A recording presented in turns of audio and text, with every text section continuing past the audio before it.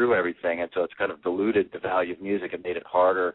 I've noticed, the rock and, the popular music of nowadays doesn't seem to include a lot of rock and roll like it used to. And so Sean and I created it. Sean, actually, it was his brainchild, the Artist Development Guild in New York, and we're in the process of basically we're kind of a middleman that finds, we're going to find 7 great rock bands. We already have a couple already, and in the New York area, and highlight them and create a web platform.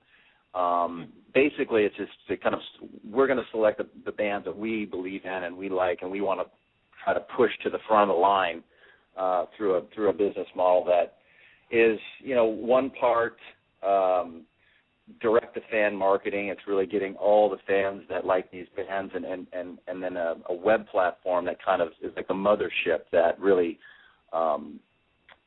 focuses on these great bands and a local tour circuit. So it's kind of like using, elevating bands like they used to, like playing out a lot and developing a robust fan base over a wide, geographic area. And we've got a couple of bands we're looking at that are huge in New York City, but outside, they may not have quite the fan base. And so we're kind of consolidating 6 or 7 good groups into really it's like a union, a guild. It's called the Artist Development Guild, and so we're really pushing for 2014 to kind of reinvigorate rock and find great bands that he and I like, which is really exciting.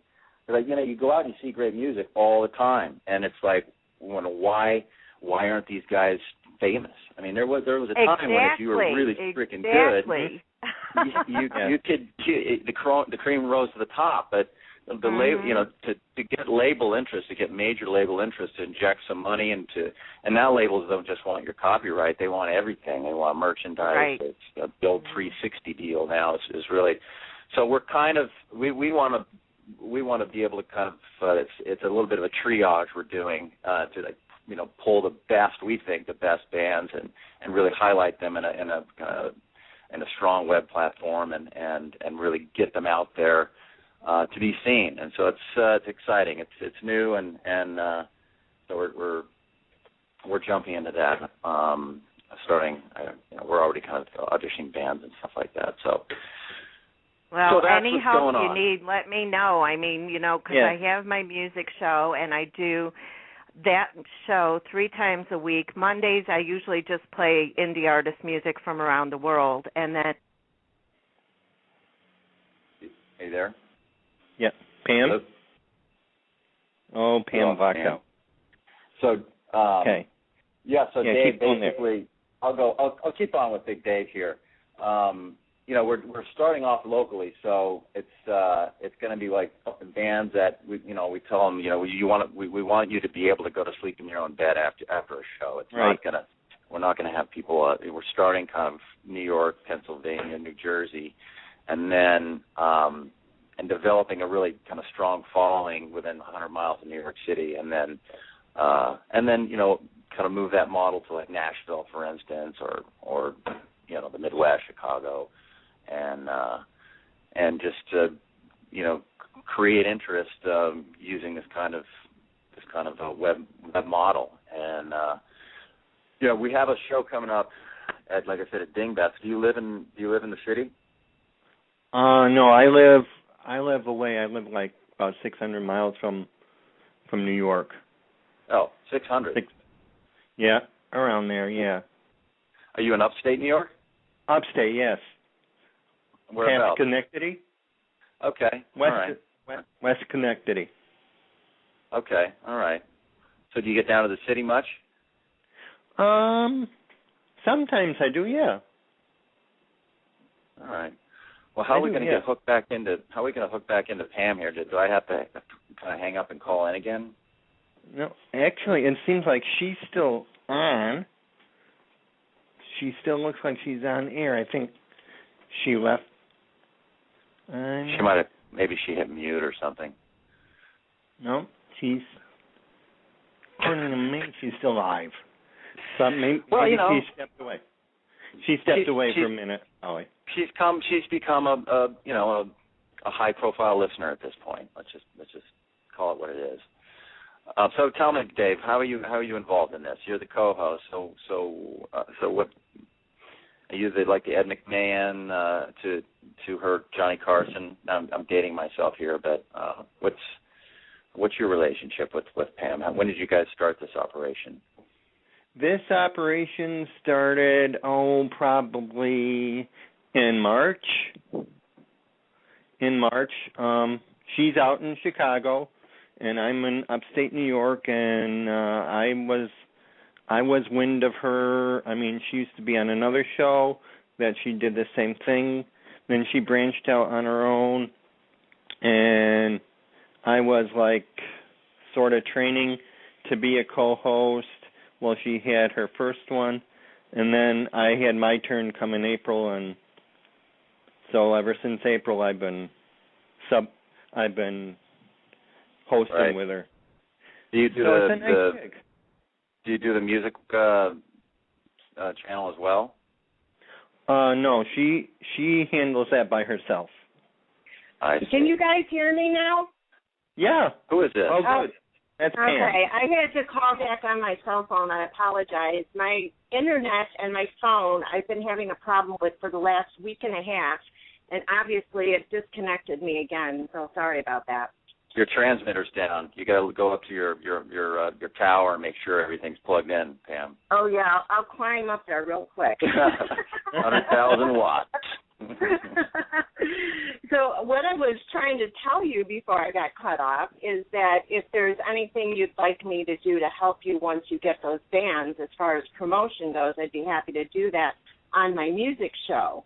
On Mondays I play music from indies around the world, and then Wednesdays and Fridays I do interviews with bands. Well, that was fantastic. You much appreciated. You'd be a great resource. I mean, the thrust of the action is going to really be, a kind of a local tour scene in Pittsburgh, New Jersey, New York. And initially, I was just telling Dave that it's going to be we want the bands to be able to do their gig and sleep in their own house, apartments, right. Cardboard box, whatever, and really create a strong local following. And we already have a few venues that are going to be regular stops, but any and all assistance would be greatly appreciated. Sure, you got my email, so just contact me anytime you're ready. We'll set something up, and I'll play their music too. Great.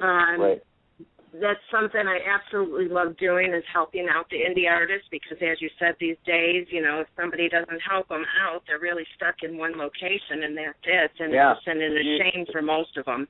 That's true. I mean, there's so much out there. Like I said, it's great in one respect. You can produce your own music, but there's so much, like, just because you can put something on YouTube doesn't mean people are going to listen to it, but or on iTunes. And so, we ask our bands, there's an illusion, I think, sometimes if you can create a cool product and it sounds great, that if you put it out there, people will listen. Well, that's not necessarily true. And a lot of times we ask the bands, they might have a great show at the Bowery Ballroom, but they're not selling T-shirts. They're not selling music. It's in the bottom line is what are your sales?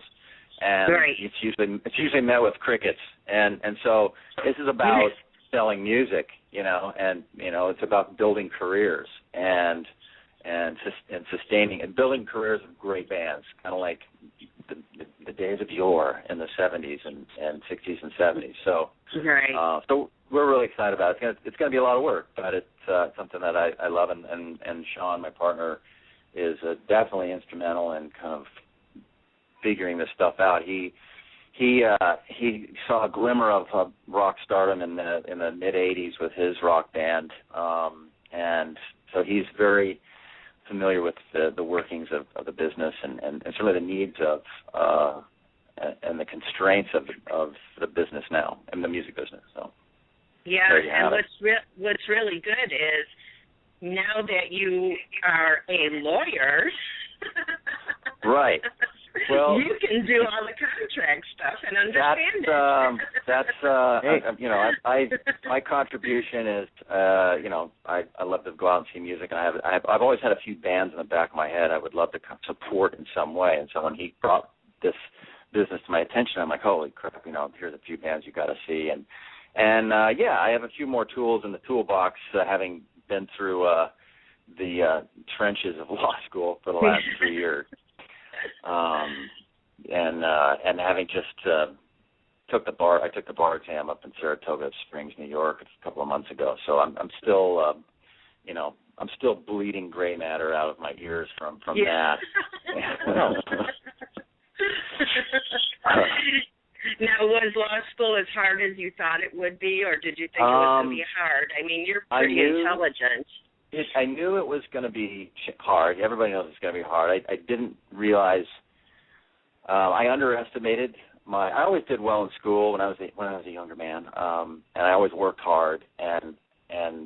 But I underestimated how difficult it was going to be, and I think it really taxed.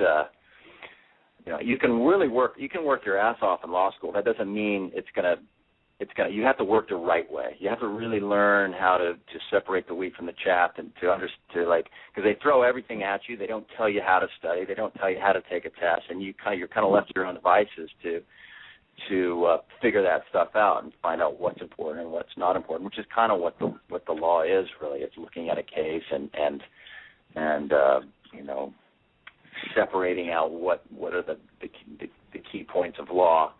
Right. From all the other crap, and that was challenging. I was a science guy, when I was in college, I was purely science, which is a whole different skill set, and so so I had to kind of recalibrate the brain, and when you're in your 40s and subjected to that kind of relentless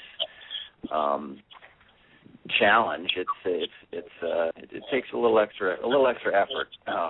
A few more runs at reading cases than when you're older. I think you've got to process it a little bit more. Right. But that keeps your brain going too. So that's a good thing. Young. Mm-hmm. Yes. And I was around a bunch of I thought there would be I entered law. I went to law. Started 2010, and I was 42. And I thought there would be a greater distribution of ages. I went to UCLA Law School, and I just thought there would be, the young group, the young kids that were just out of college, maybe half, and then the rest doesn't matter. But it was pretty much 90% 23-year-olds. So, they could be my children, and so I felt like Rodney Dangerfield, like back to school, and so there was a steep learning curve in terms of how to do things, When I left school in 1990, forget about computers. There was I showed up the first day of law school with a yellow legal pad and a pen. And was quickly, all the other kids had their laptops out. And I'm thinking, what are they going to do? What are they going to surf the net or something when check out legal? I don't know. No, they're basically taking dictation. As soon as the professor started speaking, boom, they're off to the races, 100 words per minute. Right. Okay, this is going to have to adapt here. Learn to type. Didn't you watch Legally Blonde? Yeah, and even Legally Blonde, I don't think they have laptops. Yeah, they did, because she ended up getting a pink one. Yeah, she got a pink one to match with all her stuff. I guess I didn't see it. So I quickly had to learn how to study and how to kind of assimilate information and organize things, and in addition to just the intellectual challenges of law school. And but 3 years goes by like nothing, and I'm actually picking up my diploma tomorrow from law school. Oh, great! Yay! Congratulations on that. I mean, $120,000 piece of paper. Yeah. Well, let me ask you this. Why did you decide to go to law school after you already had a dual degree in zoology and biology? Well, that that degree was not anything I was going to pursue.